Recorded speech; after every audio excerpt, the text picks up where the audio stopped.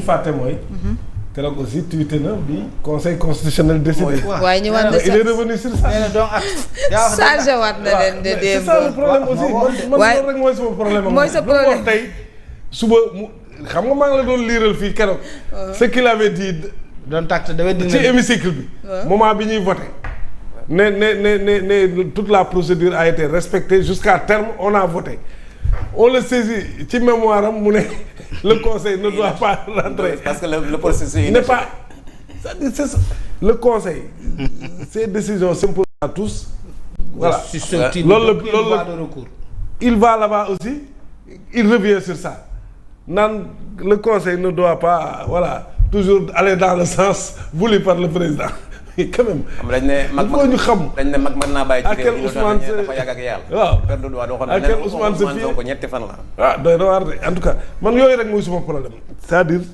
dañ toll foo xam ne aussi il faut que les Sénégalais soient plus regardants et plus exigeants sur le discours des hommes politiques.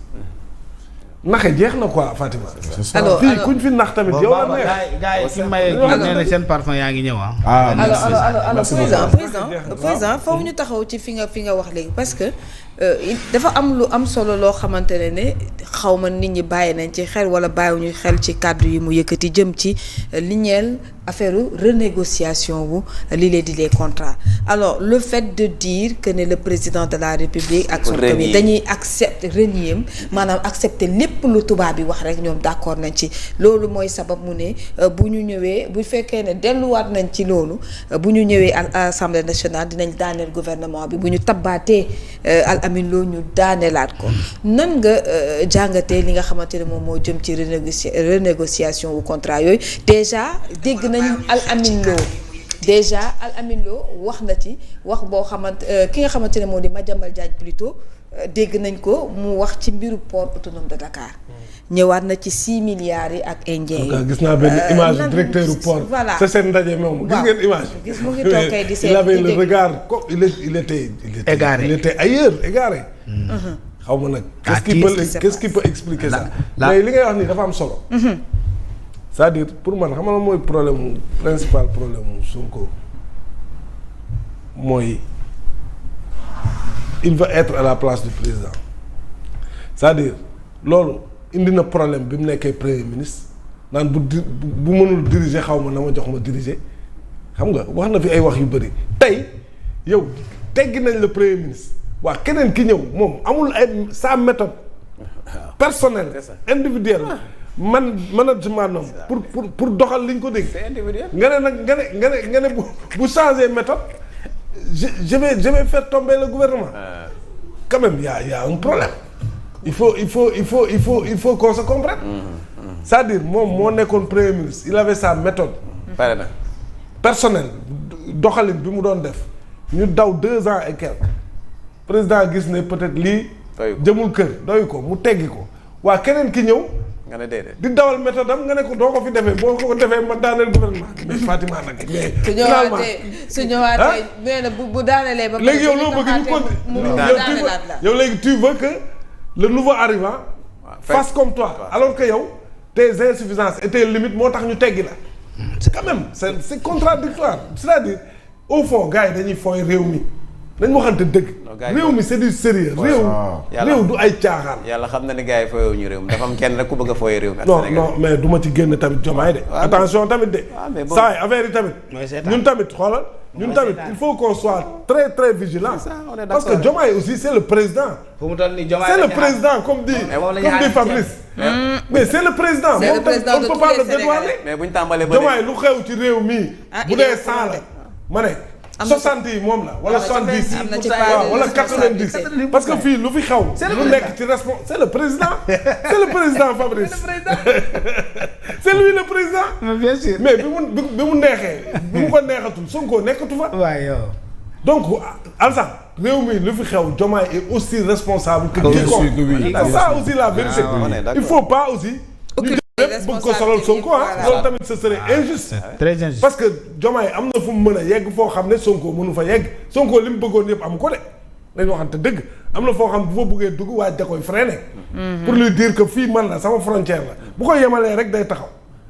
mais kon ils sont aussi responsables li xew di ci réew mi xoola réew mi dañ koo yàq nërmeel ko loolu mooy dëgg réew mi doxul loolu du ay affaire far du dara liñ fi def 2 ans et quelques yi c'est du n'importe quoi au plan économique dañu nërmeel réew mi sincèrement sénégalais yi gën a dool gën a am ay problèmes loolu mooy dëgg gi te loolu nag Diomaye est le premier responsable lui le président de la République après ki ci topp moom mooy Ousmane Sonko parce que à un certain moment aussi moom il était le seul maître à bord mooy buur di bumi jël ministère yëpp concentré ko au niveau de la primature mais après rien ne marche léegi nag keneen ñëw na kooku tamit il faut mu góorgóorlu léegi ñoom changé nañ maintenant gis nañ ne am na yu commencé changer mais pourvu que ça continue l'essentiel ñun li ñu bëgg mooy sunu économie redémarrer sunuy entreprise ñu fay leen seeni bor d'abord la dette intérieure ils payent la dette intérieure